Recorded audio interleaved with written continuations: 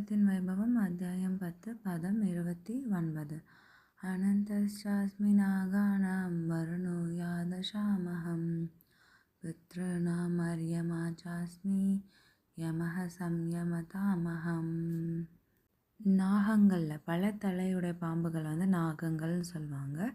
நாகங்களில் நான் அனந்தன். நீர்வாழினங்களில் வருணதேவன் பகவானோட பிரதிநிதி.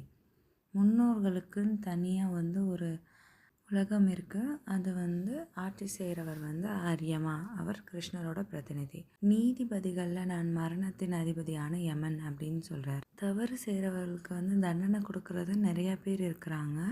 அதில் யமன் தலை சிறந்தவர். யமலோகம் பூலோகத்துக்கு ரொம்ப பக்கத்தில் தான் இருக்குது. மரணத்துக்கு பிறகு பாவிகள் யமலோகத்துக்கு கொண்டு செல்லப்பட்டு பலவிதமான தண்டனைகள் வழங்கப்படுது.